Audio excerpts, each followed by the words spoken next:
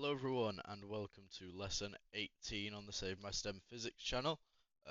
Today's lesson is the fifth lesson of wave interactions, and we are going to be going over wave properties, which is a lot of GCSE recap plus some new things which you'll need to get to grips with, and polarization. So first, starting off with wave properties, I'm going to list them in terms of their symbols, or sort of like just like letters that you'll abbreviate them with. Uh, Sorry, I'm just noting this down from the book that I have to my side. V, lambda, and then there's two here which aren't given letters, which are cycle and phase.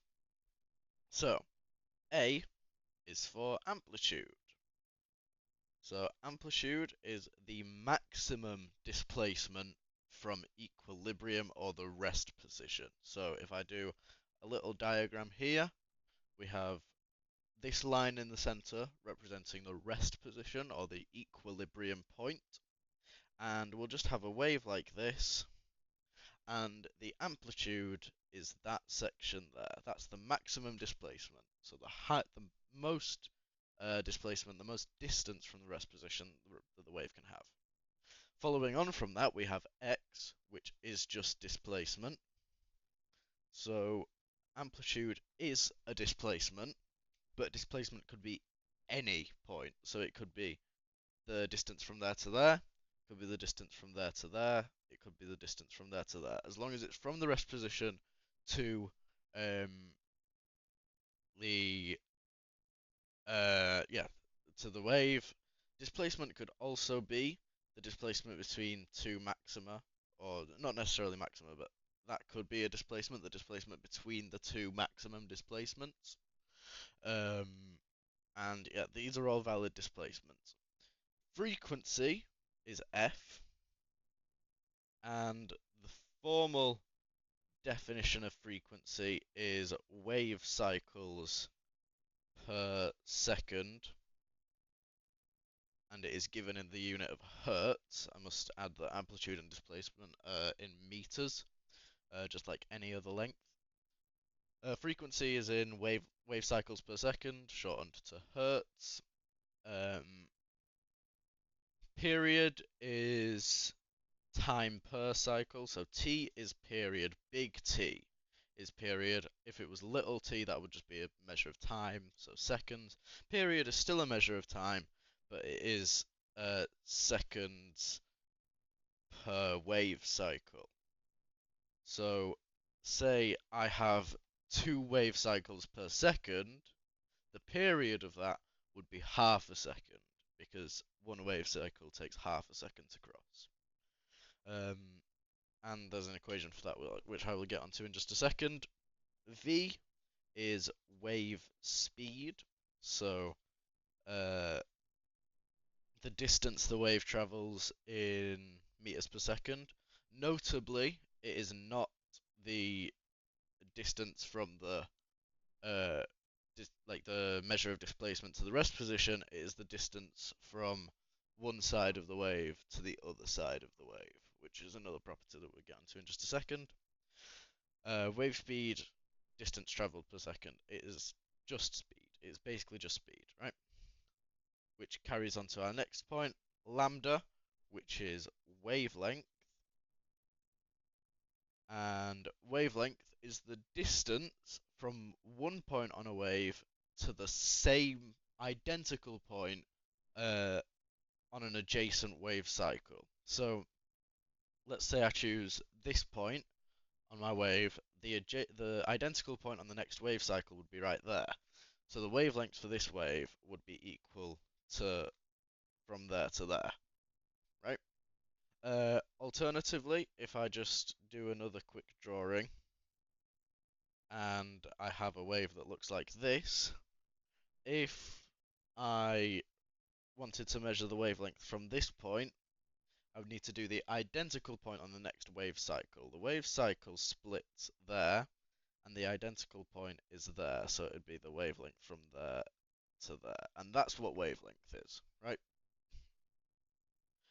Um, I've been saying wave cycle a lot, but what actually is a cycle? It is just defined by one complete oscillation. So if we think about it in terms of mechanical waves, which is what the first lesson of this was about, mechanical waves make particles go back and forth, right?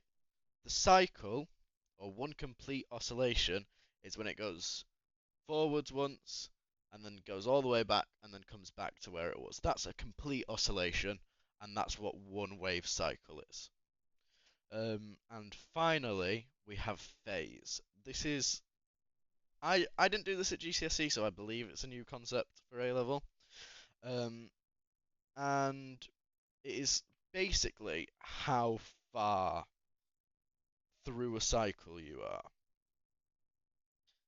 But interestingly, you don't measure phase in terms of the length, you measure it in terms of angles. More specifically, radians. Sometimes you can do it in terms of degrees. If you haven't heard of what a radian is, I'm not going to explain it in that video.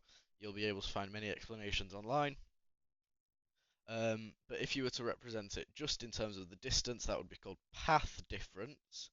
And here we do phase difference. So, for example, if I draw basically my exact same thing again, this wave cycle, has 360 degrees in it. Think about this in terms of like a sine graph. If you know maths very well, you'll know that this just looks like a sine graph where you'll have 0 at 0, and then 1 at 90, 0 at 180, negative 1 at 270, and 0 at 360, right? If we say this in terms of radians, it'll still be 0 at 0, but that'll be 1 at pi over 2, 0 at pi, negative 1 at 3 pi over 2, and 0 at 2 pi. So pi is 180 degrees, is basically the gist of radians, right? And so the phase at this point, when it hits the rest position first, is pi. The phase here is pi over 2. The phase there is 3 pi over 2, right? That's relative, that's just how it works, that's how phase works. And the formula for it, or the formula for phase difference, equals distance, d, so the horizontal distance between 2 points on the wave, divided by the wavelength, so lambda, multiplied by 2 pi.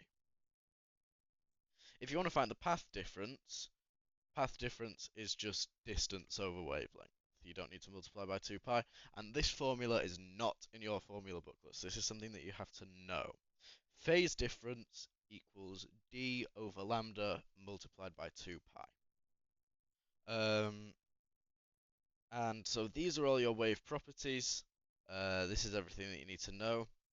I'm just having a look to see if there's anything else. Yeah, I'm just gonna label with what's it called? Units. So you've got hertz here. You've got it's basically just a measure of time, so you'll just do it in seconds. This is in meters per second. This is in meters. This doesn't have a unit.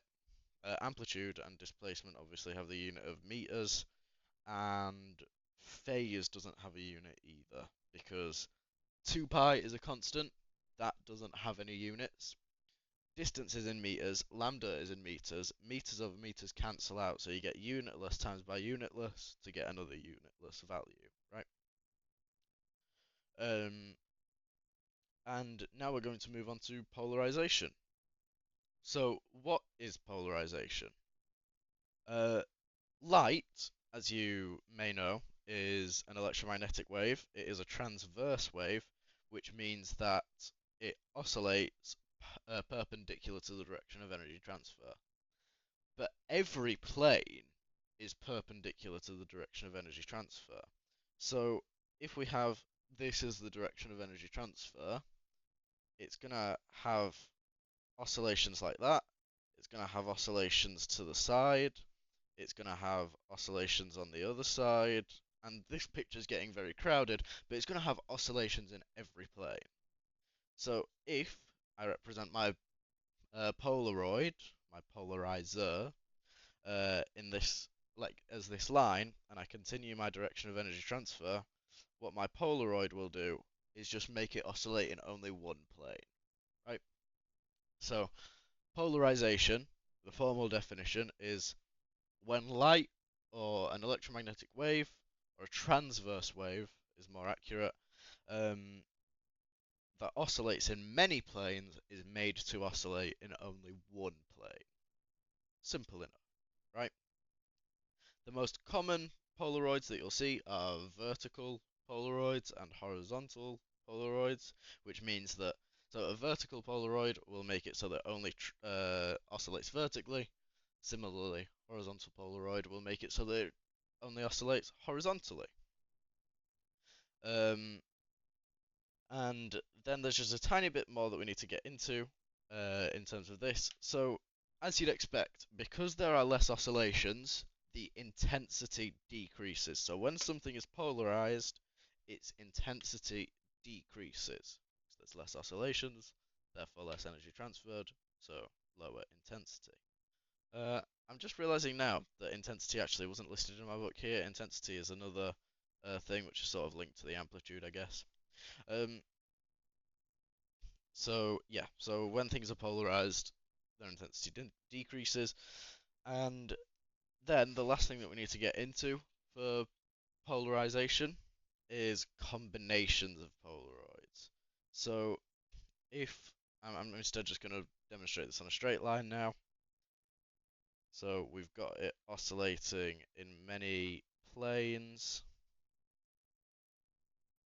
When I do this vertically, so I'm just going to put a letter V on top so that I know it's vertical,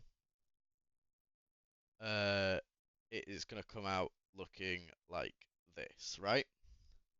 And then if I try do it horizontally, then it's going to become no wave at all, because this vertical wave can't pass through the horizontal Polaroid, so there's no intensity on this side, right?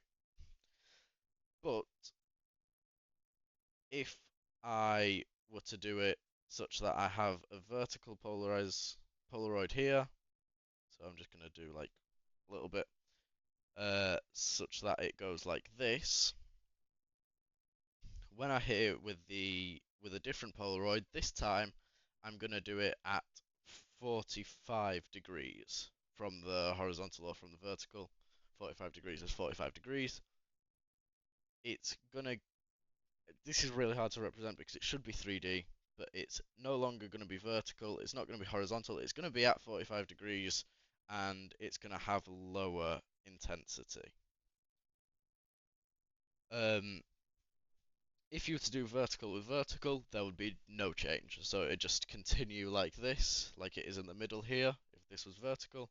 And as I said, if it was horizontal, it'd completely cancel out, right? 45 degrees through 45 degrees, there's going to be no change from middle to last section. Same with horizontal to horizontal. Middle to last section are going to be the exact same. And that's roughly how this works. And that is going to be all for today's video. Thank you very much for watching. Hopefully this has helped you understand the properties of waves and what polarization is and how it works. And I will see you all in the next one.